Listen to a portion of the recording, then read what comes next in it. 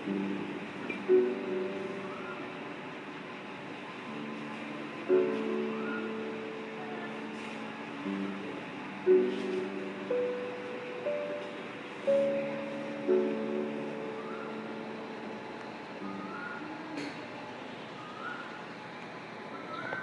है आपका इस वीडियो में। हम इस वीडियो में पार्ट 4 देखेंगे चैप्टर 10 का कि सार कैसे करें। ओके,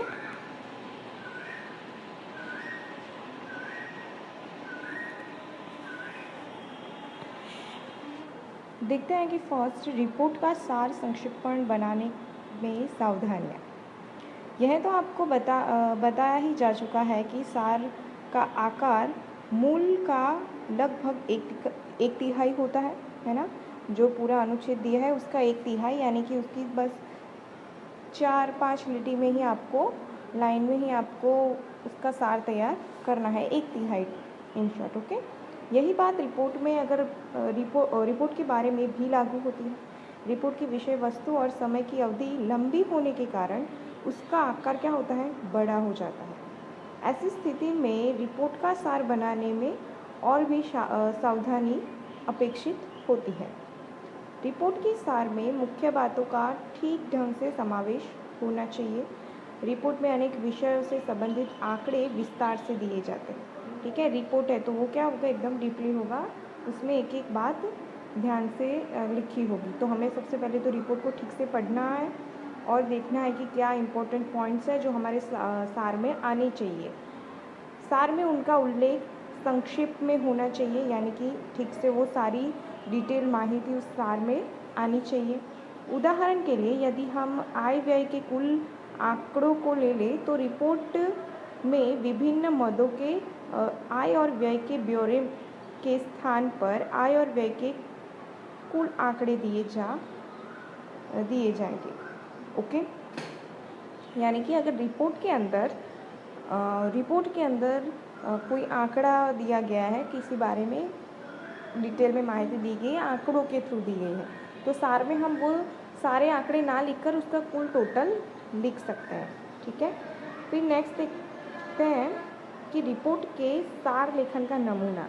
तो उसको देखते हैं, उदाहरण के थ्रू समझते हैं कि हम वैज्ञानिक तथा तकनीकी शब्दावली आयोग के रजत जयंती समारोह के अवसर पर प्रकाशित रिपोर्ट की स्थापना, उद्देश्य और कार्य के संबंधित अंश का सार तैयार करते हैं। रिपोर्ट का आकार क्या होता है, बड़ा होता है, अतः इसका सार हम 3 भागों में तैयार करेंगे। रिपोर्ट पहला भाग कैसे तैयार होगा, पहला भाग इसको कुल 3 भाग में तैयार करना है, उसमें से हम पहला भाग देखते हैं। तो हिंदी तथा अन्य भारतीय भाषाओं के लिए समान पारिभाषिक शब्दावली का विकास करने के उद्देश्य से शिक्षण मंत्रालय ने 1950 में भाषा शास्त्रियों और वैज्ञानिकों की एक पारिभाषिक शब्दावली बोर्ड की नियुक्ति की थी, जिसके मार्गदर्शन में 1952 में शिक्षा मंत्रालय के हिंदी अनुभाग में शब्दावली निर्माण का कार्य आरंभ हुआ। ये याद रखना, हिंदी अनुभाग ने 1953 में 5 विषयों की अंतिम शब्द सूचियाँ प्रकाशित की। कितनी? 5 विषयों की। काम की बढ़ती हुई मात्रा और विविधता को देखते हुए कुछ समय बाद हिंदी का अनुभाग का विस्तार करके हिंदी प्रभाग की भी स्थापना करी गई। हिंदी प्रभाग ने 1959 तक शिक्षा के क्षेत्र में सभी प्रमुख विषयों में उच्चतर, माध्यमिक और कई स्नातक स्तर की शब्दावलियों को तैयार कर ली। इन शब्दावलियों को अंतिम सूचियों के रूप में प्रकाशित किया गया और उन पर संबद्ध विषयों के विद्वान तथा संस्थाओं के सुझाव आमंत्रित किए गए। बाद में प्राप्त सुझावों पर विचार करके संशोधित सूचियाँ प्रकाशित की गई। राजभाषा आयोग की सिफारिश के अनुसरण में राष्ट्रपति द्वारा अप्रैल 1960 में जारी किए गए आदेश से हिंदी के काम में तेजी लाने के लिए केंद्रीय हिंदी निदेशालय, ठीक है, केंद्रीय हिंदी निदेशालय की स्थापना की गई और शब्दावली निर्माण का कार्य हिंदी प्रभाग के बजाय केंद्रीय हिंदी निदेशालय में होने लगा। ठीक है, शब्दावली निर्माण ठीक है, उसका कार्य हिंदी प्रभाग के बजाय फिर कहाँ होने लगा, उसके केंद्रीय हिंदी निदेशालय में होने लगा। निदेशालय ने तब तक प्रकाशित विभिन्न विषयों की शब्द सूचियों को समेकित कर 1,00,000 शब्द का पारिभाषिक शब्द संग्रह यानी कि जो डिक्शनरी है सन 1962 में प्रकाशित किया। यह शब्द संग्रह शिक्षा मंत्रालय द्वारा नियुक्त विविध विषयों की विशेषज्ञ समितियों द्वारा अपने अपने विषयों के संदर्भ में स्थिर किए गए, यानी जो अलग अलग 5 विषय चुने गए थे उसकी शब्दावली यानी टिप्पणी डिक्शनरी जो भी बोलो वो बनाई गई। अपने अपने विषय के संदर्भ में स्थिर किए गए पर्यायों को बृहद संग्रह अवश्य था, पर इसमें संकलित शब्दावली में व्यापक समन्वय शेष रह गया था। फिर भी उस समय शिक्षा के क्षेत्र में हिंदी का प्रयोग बढ़ाने पर बल दिया जा रहा था। अतः इस शब्द संग्रह ने एक सामाजिक आवश्यकता की पूर्ति की और सभी विद्वानों, हिंदी प्रेमियों तथा प्रासंगिक क्षेत्रों आदि ने इसका हार्दिक स्वागत किया। रिपोर्ट के उपर्युक्त अंश को 2 बार ध्यानपूर्वक पढ़ उसकी प्रमुख बातों को इस प्रकार लिख सकते हैं। तो ये हमने जो पूरा अनुच्छेद पढ़ा, ठीक है, ये पूरा अनुच्छेद था। ओके, अभी इसको हम रिपोर्ट के ये पूरा रिपोर्ट था, तो इसके अंश को हम 2 बार पढ़ेंगे, यानी कि पूरा दूसरी बार पढ़ लो शांति से, और उसमें से हम क्या लिख सकते हैं, मेन पॉइंट क्या है इसके। तो 1950 में शिक्षा मंत्रालय ने एक पारिभाषिक शब्दावली बोर्ड बनाया, ठीक है। फिर 1952 में शिक्षा मंत्रालय के हिंदी अनुभाग में शब्दावली निर्माण का कार्य प्रारंभ हुआ। 53 में क्या हुआ, 5 विषयों की अंतिम सूचियाँ प्रकाशित की गई।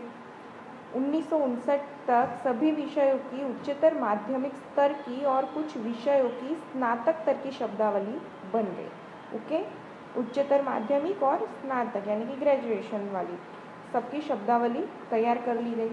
राजभाषा आयोग की सिफारिश पर 1960 में केंद्रीय हिंदी निदेशालय की स्थापना करी गई। 1962 में के.ही.नी द्वारा यानी कि केंद्रीय हिंदी निदेशालय द्वारा पारिभाषिक शब्द संग्रह का प्रकाशन हुआ। तो ये क्या थे जो हमने अभी अनुच्छेद पढ़ा, उसका मेन पॉइंट उसमें से मेन पॉइंट ये निकल आते हैं। तो इसके पश्चात ऊपर लिखी मुख्य बातों को सरल, सुबोध तथा स्पष्ट भाषा में क्रमबद्ध रूप से लिखकर नीचे लिखा सार तैयार किया जा सकता है। तो अभी ये जो पूरा रिपोर्ट हमने पढ़ा उसके ऊपर से सार कैसे तैयार होगा कि हिंदी तथा दूसरी भारतीय भाषाओं के लिए एक सी पारिभाषिक शब्दावली बनाने के लिए शिक्षा मंत्रालय ने 1950 में विद्वानों का एक पारिभाषिक शब्दावली बोर्ड बनाया। बोर्ड की देखरेख में 1952 में शिक्षा मंत्रालय के हिंदी अनुभाग ने शब्दावली बनाने का काम शुरू किया और 1953 में 5 विषयों की अंतिम शब्द सूचियाँ प्रकाशित की गई।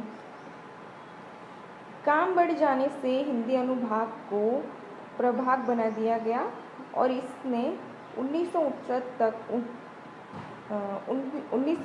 तक सभी विषयों की उच्चतर माध्यमिक स्तर की और कुछ विषयों की स्नातक स्तर की भी शब्दावली तैयार कर ली यानी कि बना ली। राजभाषा आयोग की सिफारिश पर राष्ट्रपति ने आदेश किया कि अप्रैल 1960 में केंद्रीय हिंदी निदेशालय की स्थापना की गई। निदेशालय ने विभिन्न विषयों पर शब्द सूचियों को समेकित करके 1962 में लगभग 1,00,000 शब्दों का एक पारिभाषिक शब्द संग्रह तैयार किया। ठीक है, तो ये जो हमने अनुच्छेद पढ़ा उसके ऊपर से ये इतना सार तैयार हो सकता है। ठीक है, तो हमने रिपोर्ट के पहले अंश को तैयार कर लिया। अब आइए रिपोर्ट में आगे अंश को देखें। तो ठीक है, ये रिपोर्ट कितने हैं, 3 भाग में होते हैं।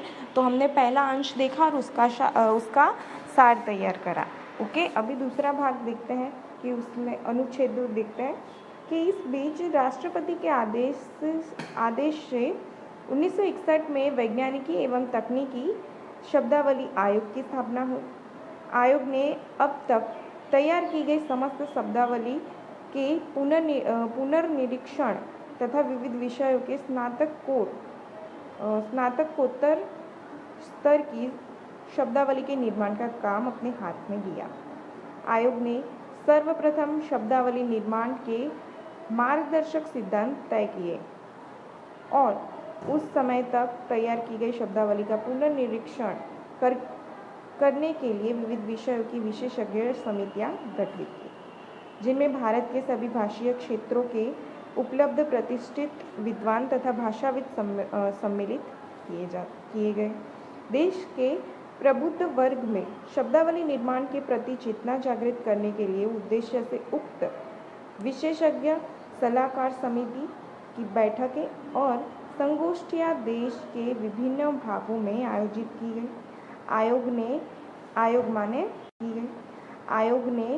आयोग माने निदेशालय ने पारिभाषिक शब्दावली के भाषा वैज्ञानिक पक्ष पर विचार करने के लिए अलग से एक संगोष्ठी आयोजित की, जिसमें देश के सभी भाषीय क्षेत्रों के प्रमुख भाषाविदों ने भाग लिया और उन्होंने सभी भारतीय भाषाओं के लिए यथासंभव समान शब्दावली का निर्माण करके उपस्थित होने वाली रूपात्मक, द्वयात्मक और अर्थ संबंधित समस्या पर विचार करके अपनी सिफारिशें प्रस्तुत करी। अतः आयोग का प्रमुख कार्य ऐसी वैज्ञानिक तथा तकनीकी शब्दावली का विकास करना था जो थोड़े बहुत संशोधन के साथ सभी भारतीय भाषाओं तथा प्रयोगों में लाए जा सके। इसे पूरा करने के लिए आयोग को देश में उपलब्ध शब्दावली का संग्रह करने और उनमें समन्वय स्थापित करने तथा शब्दावली निर्माण के सिद्धांत निश्चित करने और अनुमोदित शब्द सूचियां प्रकाशित करने का दायित्व सौंपा गया। इसी के साथ ही विश्वविद्यालय स्तर के संदर्भ ग्रंथों और पुस्तकों की रचना एवं प्रकाशन का महत्वपूर्ण काम शब्दावली आयोग के कार्यक्षेत्र में रखा गया। इस प्रकार हिंदी तथा अन्य भारतीय भाषा के माध्यम से विज्ञान एवं तकनीकी विषयों के वैचारिक आदान प्रदान और अध्ययन अध्यापन को सुगम बनाने के लिए सभी संभव साधन जुटाना शब्दावली आयोग का दायित्व है। तो अभी ये हमने सेकंड अनुच्छेद पढ़ा रिपोर्ट का, ठीक है। तो उसके ऊपर से हमें इतने पॉइंट मेन लगते हैं जो हमने उसको साइड में निकाल लिए, ठीक है। फिर इसके ऊपर से ये जो मेन पॉइंट उसमें से निकले हैं ये आप पढ़ लेना, ठीक है।